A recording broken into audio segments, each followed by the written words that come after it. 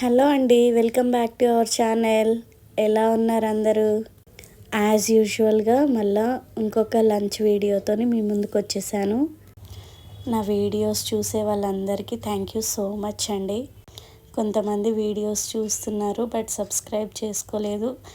Please do like, share, subscribe and like.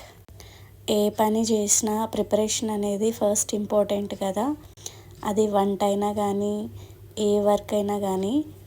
అలాగే నేను కూడా ఈరోజు నేను చేసే పనిలో కానీ ప్రతిరోజు నేను వంట చేసుకునేటప్పుడు ముందుగా ఏం వంట చేస్తున్నానో దానికి కావాల్సిన ఇంగ్రీడియంట్స్ అన్నీ ఉన్నాయా లేదా చెక్ చేసుకొని అన్నీ పక్కన పెట్టుకొని తర్వాత వంట స్టార్ట్ చేస్తాను. ముందుగా ఇవాళ చేయాల్సిన వంటల్లో కావాల్సిన కూరగాయలన్నీ కట్ చేసి పక్కన పెట్టుకున్నాను. ఇవాళ స్పెషల్ ఏంటంటే దొండకాయ క్యాటరింగ్ స్టైల్లో చేస్తున్నా. అందుకే కడాయిలో ఫస్ట్ ఆయిల్ కొంచెం ఎక్కువగానే వేసుకున్నాను. దీనికి ఎక్కువ ఆయిల్ అవసరం పడుతుంది కదా. ఆయిల్ వేడెక్కాక ఫస్ట్ పల్లీలు అయితే వేయించేసుకుంటున్నాను.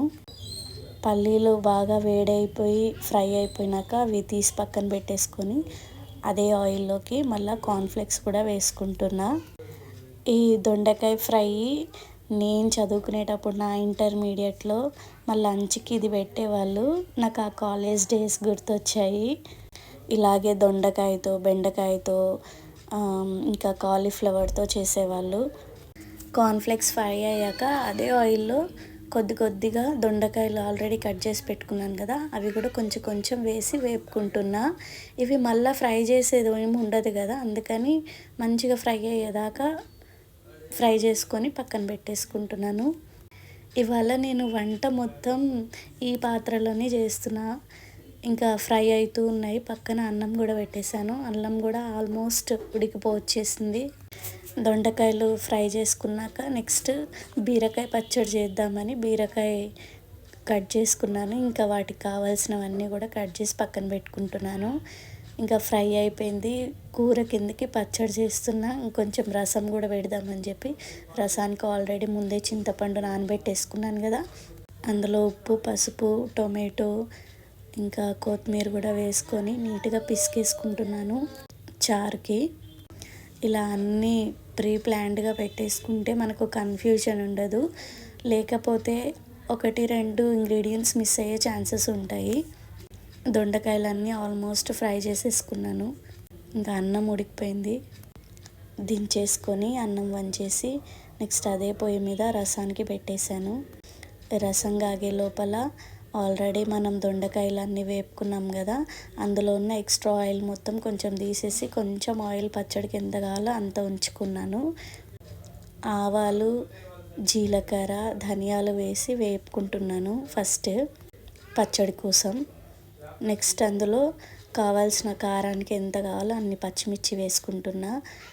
ఎండుమిర్చి కూడా వేస్తాను, ఇవాళ పచ్చిమిర్చితో చేస్తున్నా. అవి ఫ్రై అయ్యాక అందులో కొన్ని ఆనియన్స్ కూడా వేసుకుంటున్నాను. ఆనియన్స్ కూడా ఫ్రై అయిపోయాయి. ఇందులో నేను కొన్ని నువ్వులు కూడా యాడ్ చేస్తున్నాను. ఇలా ఏదైనా వెజిటేబుల్స్ పచ్చడి చేస్తే నేను పల్లీలు కానీ నువ్వులు కానీ యాడ్ చేస్తాను. కూర ఒదుగైతుంది, at the same time taste కూడా బాగుంటుంది. నేను ప్రతి ఒక్క పచ్చడిలో నువ్వులు లేకపోతే పల్లీలు 2 ఖచ్చితంగా యాడ్ చేస్తాను. ఇవి ఫ్రై అయిపోయినాక అందులోకి మెయిన్ ఇంగ్రీడియంట్ బీరకాయ కూడా వేసేసాను. జనరల్గా అయితే బీరకాయ తొక్కుతోని పచ్చడి చేస్తాను. కాకపోతే ఒక్కటే బీరకాయ ఉంది, ఏం చేద్దామని చెప్పి బీరకాయతో పచ్చడి చేసేస్తున్నా ఇవాళ. బీరకాయ, సొరకాయ ఇలాంటి వెజిటేబుల్స్లో వాటర్ కంటెంట్ ఎక్కువ ఉంటుంది కదా, సో కొంచెం టైం పడుతుంది ఫ్రై అవ్వడానికి. కొంచెం పసుపు కూడా వేసి వేపేసుకుంటున్నా నీట్గా. బాగా దోరగా వేగాలి. అలా నీట్గా ఫ్రై అయిపోయాక అందులోకి కొంచెం కొత్తిమీర కూడా వేసుకుంటున్నా ఫ్లేవర్ కోసం. కొత్తిమీర వేసుకొని కూడా వేపేసుకుంటున్నాను. ఇలానే చేయాలని లేదు, నేను ఇలా చేస్తాను. ఒక్కొక్కసారి ఇట్లాగే కాకుండా వేరే విధంగా కూడా చేస్తాను. ఇవాళ అయితే ఇలా చేస్తున్నా. ఇంకా పక్కనైతే రసం కూడా ఆల్మోస్ట్ ఉడికిపోయినాయి. బీరకాయ కూడా మొత్తం ఫ్రై అయిపోయింది కదా. ఇంకా రసంకి కొంచెం ఆయిల్ వేడెక్కినాక అందులోకి వేయాల్సిన పోపు మొత్తం వేసేసుకుంటున్నా. మేమైతే వెల్లుల్లి ఎక్కువగానే యూజ్ చేస్తాం. ఇంకా రసంలో కదా కొంచెం ఇంగువ కూడా వేస్తున్నాను. ఎండుమిర్చి కరివేపాకు అన్నీ వేసి బాగా ఫ్రై అయ్యాక ఇంకా రసంలో కూడా వేసేస్తున్నా. రసం కూడా అయిపోయింది చేయడం. ఇది టమాటా రసము మిరియాల రసము కాదండి, మిక్స్డ్. నేను ఎప్పుడు ఇట్లాగే చేస్తాను. మిరియాల పొడి జీలకర్ర మిరియాలు 2 పొడి చేసుకొని ఒక టమాటో యాడ్ చేసుకొని చేస్తాను. అందుకే స్పెసిఫిక్గా ఇదే రసం అని చెప్పి మెన్షన్ చేయట్లేదు. ఇంకా బీరకాయ ఇంగ్రీడియంట్స్ కూడా చల్లారిపోయాయి కదా, చల్లారిపోయినాక మిక్సీ జార్లోకి ట్రాన్స్ఫర్ చేసుకుంటున్నాను. ముందుగా కొన్ని వెల్లుల్లి రెబ్బలు వేసుకుంటున్నా. ఆల్రెడీ ముందుగా నానబెట్టుకున్నాను కదా చింతపండు, అది కూడా యాడ్ చేసేస్తున్నాను.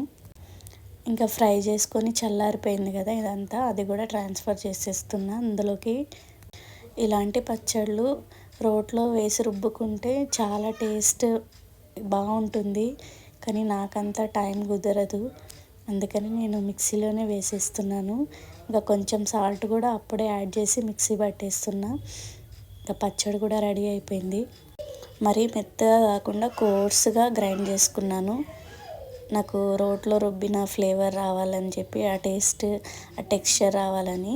ఇంకా లాస్ట్ దొండకాయ ఫ్రైకి కూడా పోపు పెట్టేస్తున్నా అదే కడాయిలో. మీరు చూడండి, ఇదే కడాయి వాడాను నేను మొత్తానికి వంటకి. ముందుగా పోపు దినుసులు అన్నీ వేసుకొని కొన్ని వెల్లుల్లి రెబ్బలు దంచేసేసుకున్నాను.